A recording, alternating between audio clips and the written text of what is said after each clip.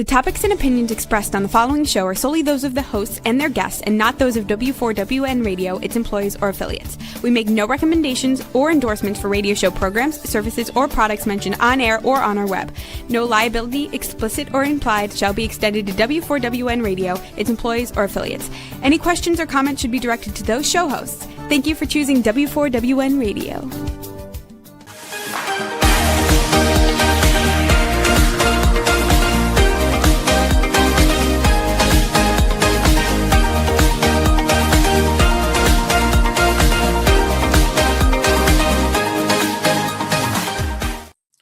Hello and welcome to Fearless, Fabulous You. I am your host, Melanie Young, and happy April 1st. No fooling, it's spring, at least where I live in New Orleans, and no fooling. Did you know that April is Stress Awareness Month? Now, if you're like me and many, many other people out there, Stress Awareness Month doesn't need to be a month. It's a 365-day situation. But we're going to talk about how to tackle it and how to reclaim your life, because it matters. It matters to you. It matters to your health. It matters to your family. It matters to everything that you tackle stress. And it incorporates itself into our lives in so many ways. I mean, you turn on the TV, that's stressful. You read the news, that's stressful. You worry about how you're going to pay for $4 a gallon gas now, that's stressful. Food's expensive, that's stressful. You're trying to make ends meet. If you're lucky enough to have plenty of money, and you can still be stressed because you're going to worry about how you're going to lose it all. You know, stress comes in many forms. Before I bring on my guest, I lived a life of chronic stress for many, many years as the owner of a New York City public relations and special events firm. I was chronically stressed because you're always worrying about getting another client, losing a client, getting a placement, losing a placement, having a crisis happen, making payroll. New York is stressful, although I loved it, but it did eat at me. And then I had parents who expected me to be successful, and I couldn't go home to Tennessee without having a list of all my accomplishments. So I was basically born to be successful. And when I wasn't, it was stressful. It was also stressful to be successful. Needless to say, it took a health scare for me to realize that life had to change. Well, the same thing happened, and also a very public come down, which I have shared publicly in my blog at Melanie Fabulous. Well, my guest had the same thing happen to her. For years, Becca Pearce measured her worth by her titles, performance, and external validation based on what corporate America expects. As the former CEO of Maryland Health Benefit Exchange, a major player among state-run health insurance marketplaces created under the Affordable Care Act, and a senior executive at other healthcare organizations and companies, including CareFirst, Kaiser Permanente, Blue Shield, she lived in a culture where success equaled self-worth, and she believed it, and she owned it. However, as the case with many of us, including people I love and hold close to my heart, life can change with a pink slip. Or we don't need you anymore, or we're downsizing, or we're going in a new direction. We've all heard those lines. I have. And in Becca's case, and she'll share it, she was out of work. But that wasn't it. That was, horrible. It was a public firing, and she'll talk about it. But then she was diagnosed with a brain tumor. Well, that really spins your life around. And I have a lot of friends who are facing that right now or have faced it, and it can be stressful. But Becca has owned her situation, reclaimed her life, and now she is a very successful coach helping others. And she is author of a really, really terrific book called You Don't Have to Achieve to Be Loved. And it's also the basis of her inspirational talks. Well, I think it's a great title because so many of us, by the time we fought for the rights to be successful in our careers, we then had to achieve to feel like we were accepted and loved and defined by our work, where before we used to be defined by, how many kids we had, did we keep a nice home? we're always having to be defined by other people's terms. And I talk about that a lot here on the show, and how you need to create terms that you can live by and you accept for yourself. Well, we're going to talk about that and ways to lower your stress with Becca Pearce, who joins me today on Fearless Fabulous You. So Becca Pearce, welcome to the show. Thank you so much for having me. I really appreciate being here. Well, it's my pleasure. I feel for you because you went through a lot, but let's take it back to who is Becca Pearce. Tell us a little bit about who you are, who are your people from, who was the young girl who, like many of us, maybe didn't have a dollar and a dream and were trying to figure out what they were going to do. I don't know. It depends on how you were brought up. I was brought up where I didn't have an option but to be successful.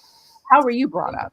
I think, and I same exact thing. My father, I live in Baltimore, Maryland. My father was a doctor at Johns Hopkins. My mother worked at Johns Hopkins University. It was never a question in anybody's mind that you went to college and you became successful. I have 3 older brothers, and so therefore I am the youngest of 4 and the only girl. And so there was extra pressure on me there to succeed in a different way.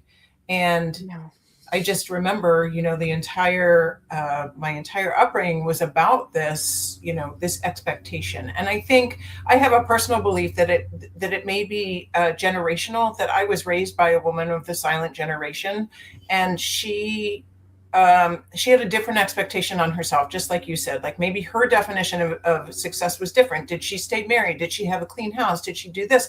But then the expectation was, no, I want you to do something different than I did. And so that expectation became aligned with, you can do anything. You can be president of the United States. Excuse me. You can have it all if you just work hard enough. And so that was where I was raised as well. So did you know what you wanted to be when you grew up? I did not. And I will tell you that nobody wakes up and says, oh, I want to be in health insurance when I grow up. No. And yet it's so important. I wanted to be a writer. I went around interviewing people with a pen. Somehow I ended up doing it by way of public relations. So I made it, sort of. But you're right. And yet health insurance is on everyone's mind right now. I'm helping my husband right now with it. And it's so important. And you obviously had a very successful career in it. And to be asked to help launch what really was the state-run Affordable Care Act division in Maryland must have been a massive honor. I mean, the Affordable Care Act was, wow. I remember when it came out, because it was right around when I was diagnosed with breast cancer. And I was like, it's a big deal. What was that like? It was absolutely the greatest honor at the time of my life. I just remember thinking, wow, like I get to fundamentally change the way healthcare is delivered in the state of Maryland. Like, I could not have believed more in what we were doing. I felt as if it was a calling at the time. And for those 2 years I was doing it, it actually became my identity. It was so important to me. So what happened? So it did not turn on quite the way it was supposed to on day one. I will say that at the end of open enrollment that year, we had enrolled 300,000 people who were previously uninsured. I had gotten 3 state agencies to get along, which was part of this whole process that nobody thought about. I had created an exchange where all of the insurers were actually playing, which is the number one reason exchange have failed in the past. And so I see all of these, and I had built an organization from 0 or 1 from me to 100. So there were a lot of things that were successful, but because it didn't turn on the way it was supposed to, it was seen as a public failure. And I lost my job above the fold with a picture on the news at 5, 6, and 11. I have friends who went through that. And in many ways, I went through it without my face on the cover, but I lost my role. My company lost the role in running the James Beard Foundation Awards because of a scandal that I had nothing to do with, but everybody had to go, and it's just awful. You are angry. You are also embarrassed. You try to figure out how you're going to explain it. How did you handle it? What were your stages of what really is grief, anger, grief, Yes. And ultimately acceptance. Yeah. My immediate response was, I submitted my air quote resignation at 3:00 in the afternoon. And at 10:00, my husband called me. I was still at the office and he's like, Beck, it's time to come home. they fired you. And I was like, wait, Yeah. no, like, so there was just this immediate, like, I'm not done. I need to kind of keep moving, and I need to make sure everybody's okay. And my biggest fear was people thought I would give up. Had given up on it. And I don't give up on things. This is my old MO. I don't give up. This is who I am. And immediately went into this truly anger phase and this victim phase. How did this happen to me? Why am I the scapegoat? You know, a lot of people around me knew that it wasn't me. And I actually had 3 job offers within 3 weeks because they're the ones who knew. Like, other people knew it wasn't my fault. But I couldn't listen to them at the time. I was in this phase of, you say embarrassed, I think I might have even been ashamed, because I was sure that everybody knew that I had failed, right? And I had done nothing but work on this for 2 years. So it really was this immediate shock into anger, into shame, and then into a depression phase. And it wasn't until a friend of mine came over to the house and said, listen, like, I need you. I want you to work with me. And that I started to hear that other people didn't see in me what I saw in myself. And that's what allowed me to start to come out. Well, you know, a lot of people go this. I just read a really, your book is called You Don't Have to Be Achieved to Be Loved. We'll show a clip up in the lower corner. Escape the lies you've been sold to design the life you want. I just also finished reading a book that I picked up at the public library called All the Cool Girls Get Fired. And I reached out because the authors were big time media people. I come from the media world, and everybody's losing their job. It's like, you know, everybody was the big wig at the magazine or the broadcast, and then they're not. And it is right. Whoa. And then you become what I call in the book I'm writing the formalies. Yes. And how to escape the word formally. Becca, I grappled with this a while. I still had a company going when I lost the James Beard Awards, but that was like such a big identity for me, and it impacted many other aspects of my career. And I was angry like you, and you trying to figure out how to deal with this. And I hated that word formally. Yes. And like you, I was still doing the work. And my then fiance, eventually husband, said, why are you still working so hard? There's the book on the, why are you still working? You don't work with these people anymore. Same thing. Mm-hmm. So give us a sense of the timeline of how you were getting back on your feet from losing your job and rebuilding what you wanted to do, and then your diagnosis of a brain tumor. The time frame between the two, I lost my job in December of 2013, and I was diagnosed in March of 2015. So there was about 14 months of time frame in there. During that time, like I said, my friend came over and said, I need you to come work with me. I landed on my feet, which in a company that then got bought. So I found myself as a vice president within a hospital system in the state of Maryland, which I had gotten past that glass cliff. I felt so proud of myself. Like, women, this formerly thing, right? Women don't come back after some sort of failure like that. But here I was as a vice president, and I thought I was back on my track again. I was going to be a CEO again in short order.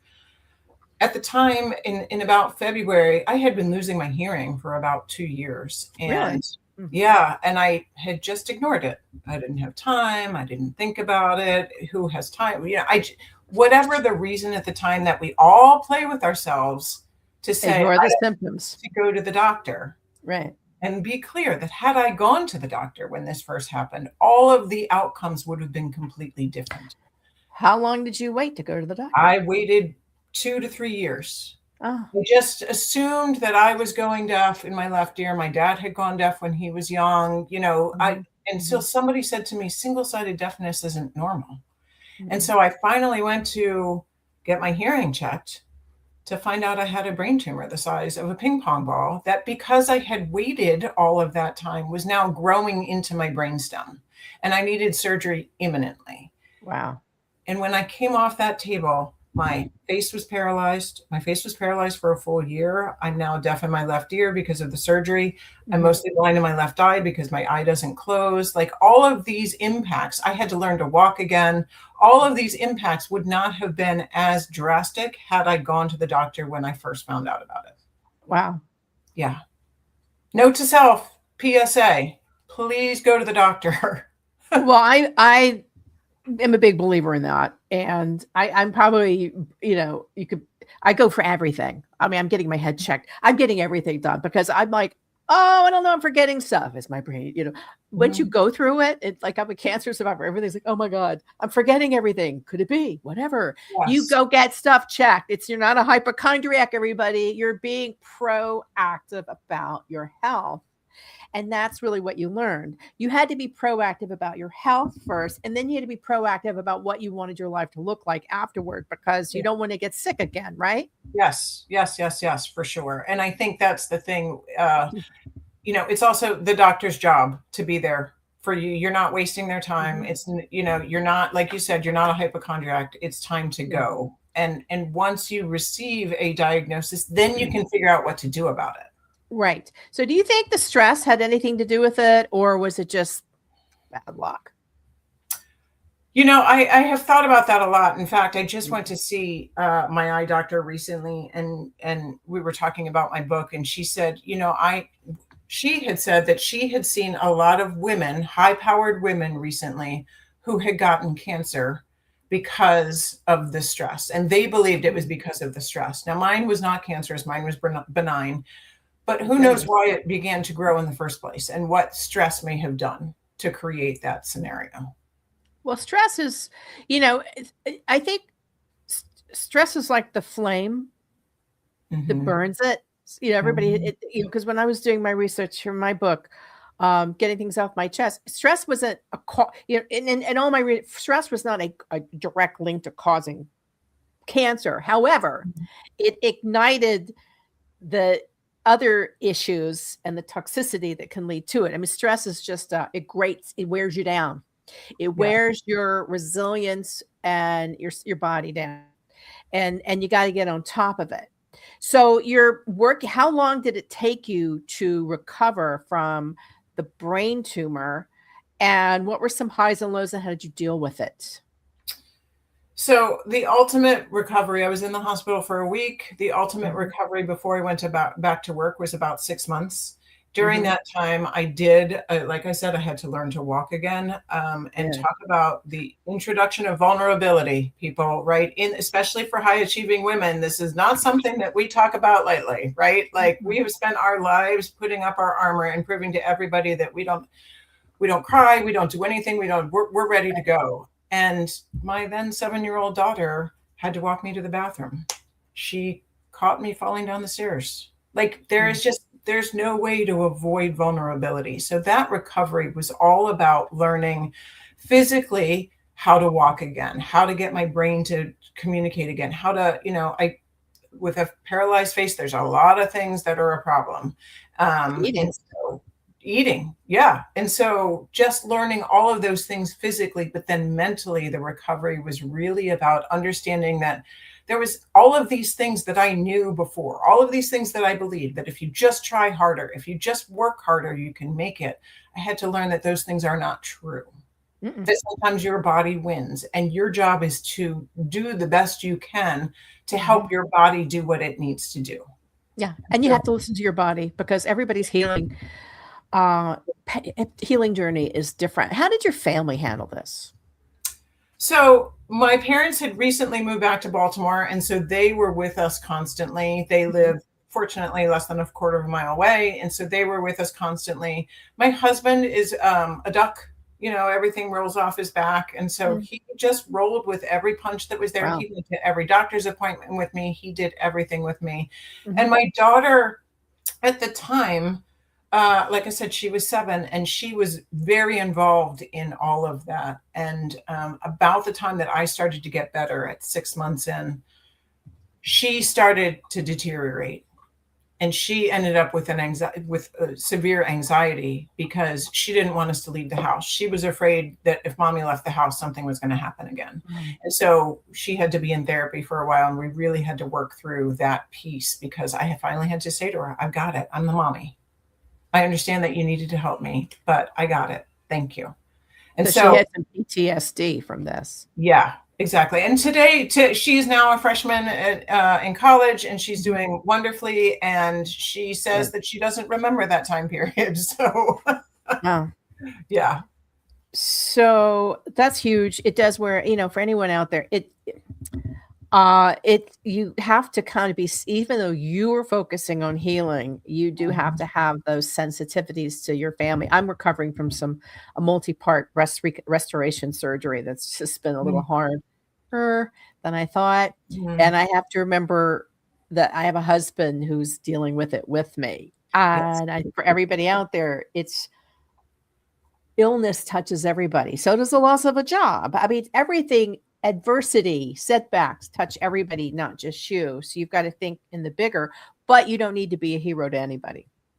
Right. You're absolutely right. Yeah. So, what was your road to mental, physical, and career recovery when you said, I don't want to be doing this anymore. I don't want to be doing this anymore. You started peeling away to find who Becca Pearce was and wanted to be it's interesting because at the time I assumed that I was just going to get back on this path, right? This is the train I've always been on. This is just a blip. I'm going to get back on and do it. And I had to prove to myself. I think a lot of people who have been sick in some form understand this, have to prove to myself that the brain tumor wasn't going to win. And so I went back to work in that same role. And it took me months because I now have other deficits that are very difficult but I got to a point where I could do the job again. And I was like, yay, I'm doing the job again. And I had a choice one day. And my choice was to be at work for an 8:00 meeting that was stressful, or to put my daughter on the bus at 8:30. Right. And it was at that moment that I said, I'm done. I now know what life is about.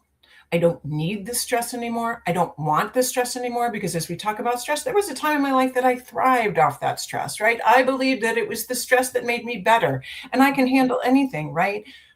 But you don't have to live that way. And I then made a choice not to live that way. Now, at the time, I had already invested in myself. I had already gone back to coaching school. And so I knew that I now had a choice to make, to be able to fall back on something. I had often been the only woman in the boardroom. Now I can coach women to be in a boardroom, right? There was a direct correlation for me that allowed that off ramp. And so that was the moment and how I shifted to the new phase. Well, that's interesting, because that off ramp, I think everybody needs an off ramp. I think even though you're incredibly comfortable in whatever you're doing, you need to have an exit plan, off ramp, whatever you want to call it, a segue. I know when I came back from I worked throughout my cancer, didn't tell anybody, ran the company. I was a hero. Yep. And then one day my I'm done was years later, and I just suddenly couldn't stand it any longer. I couldn't take the stress.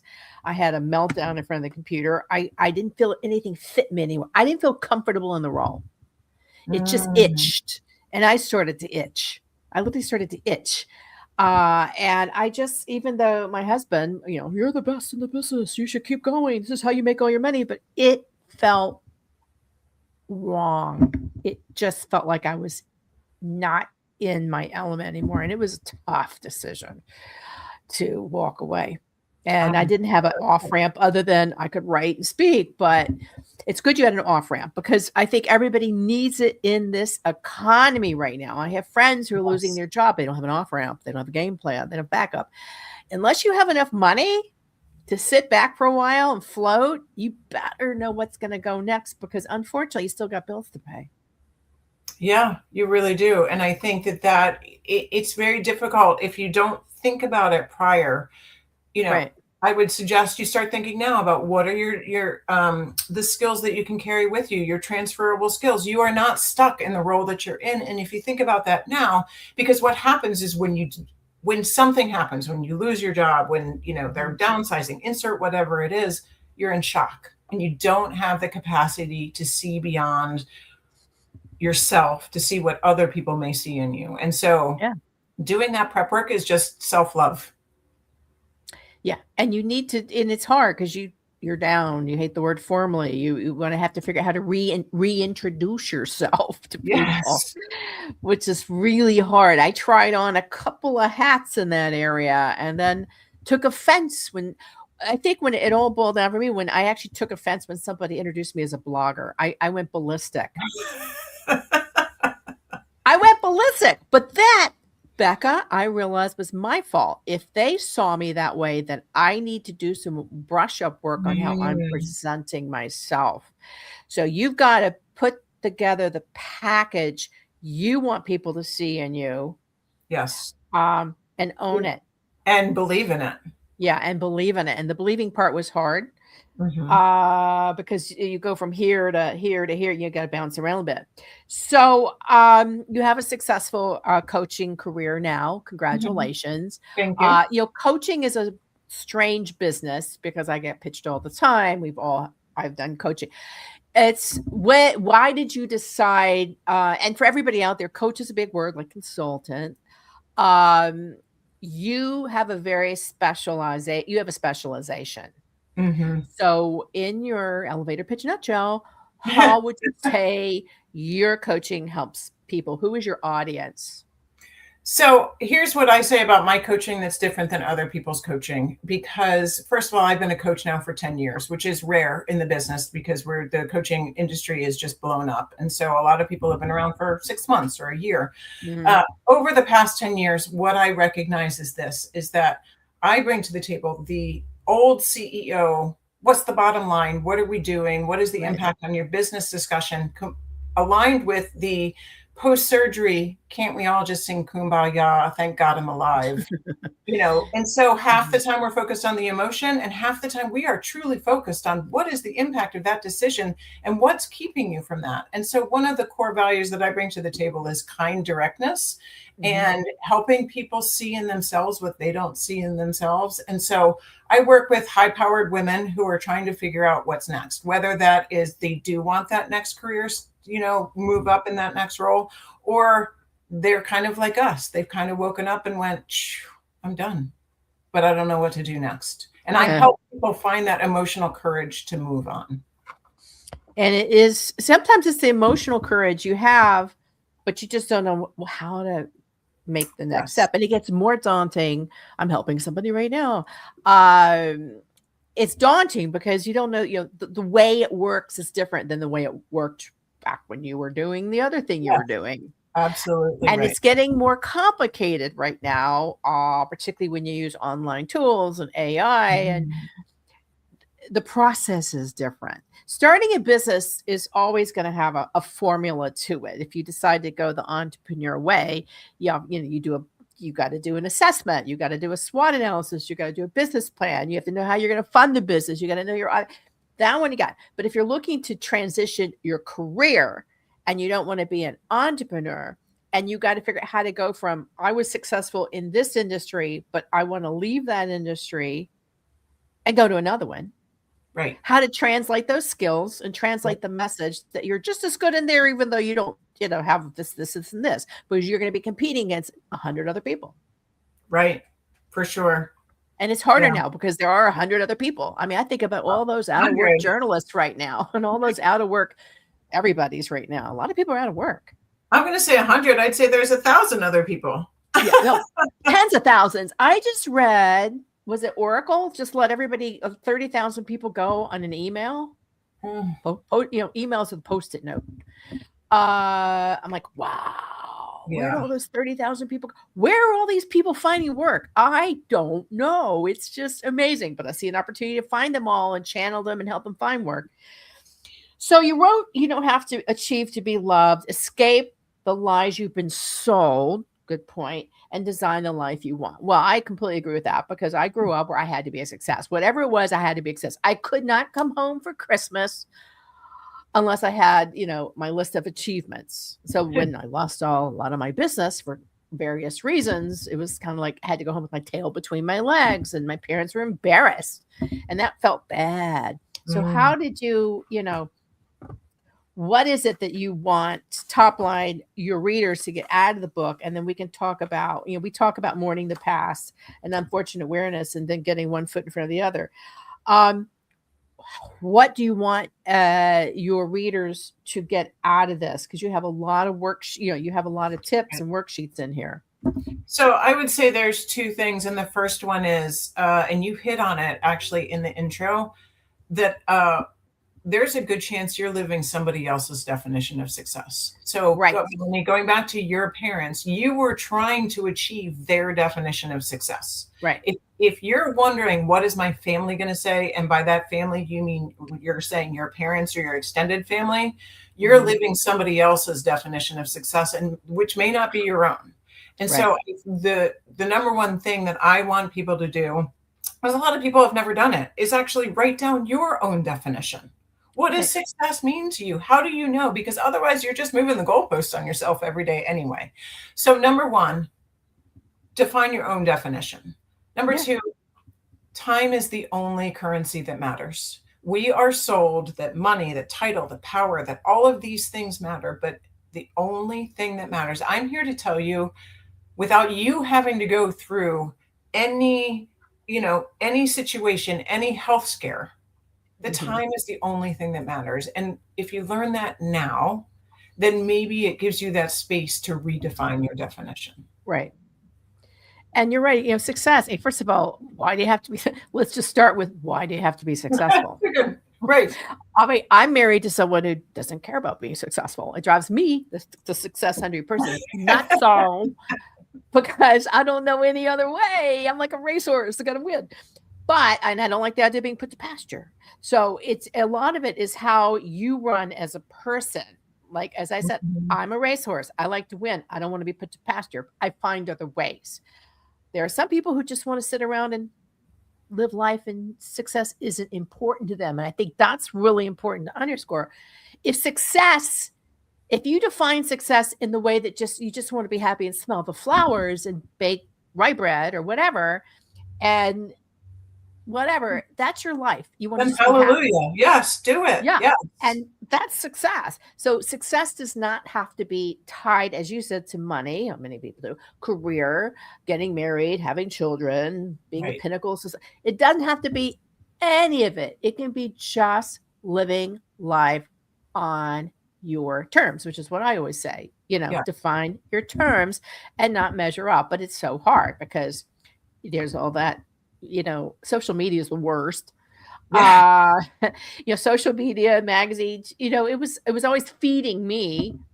So if that's feeding you in the negative way, get off. Yeah. And don't try to measure up. Right. I think that's really important a lot. And I think it's getting worse, sadly, because it's not what is you talk about it. What do you want to do with your life, or who do you want to be? You got to decide what you want. That want comes after the want, right? Yeah, and it's interesting because when you talk about their faith, the book also outlines 4 phases that everybody goes through when they go through change. And it's not until that 1 foot in, 1 foot out phase that you begin to recognize, I'm not running away from anything anymore. Now I'm running to, and that's where you figure out what the new want is. Exactly. And that's it's an acceptance of what there is part of your past that cannot happen again. The door closed. Right. Don't beat your head up trying to open it again. So go open new doors, accept it, and then decide which ones you want to go to, so that you don't walk into one and go, I don't really like this room anymore. It's not my thing. You go open another door, and you have options. But sometimes you have to do things along the way just to make ends meet, or maybe you're ill and you can only do so much.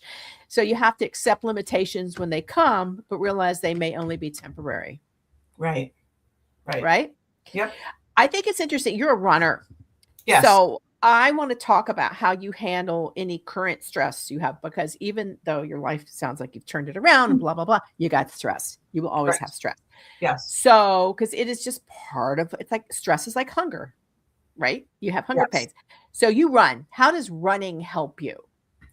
Running, I'm also a huge introvert. And so running is the place that my brain goes to decompress. My greatest days are when I'm just literally running and my feet just go. Like, I have no idea where I'm going and my feet just go. And what that does is that allows me to process everything that's creating the stress in my brain. All of that swirl that, oh my gosh, this is going to happen, this is going to happen. All of that swirl for me comes out in running. For some people, it's yoga. For some people, it's meditation. For some people, but it is that stillness within the brain somehow. And you can have stillness in your brain even if you have movement in your body, but it's giving your brain that space to process it that allows me to move on. I do walking right now.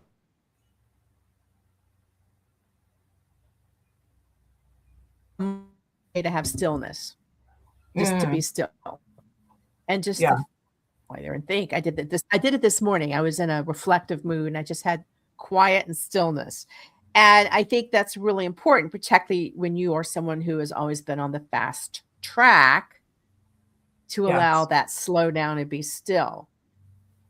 Well, and I think that especially for overachievers too, I'm correlating kind of overachievers to movement, right? And if you're constantly moving, then there's some sort of productivity in there. But you don't have to be listening to a book. You don't have to be, truly just, you can still be in movement and still feel like you can still be cleaning out the drawers in your house and have stillness within your brain.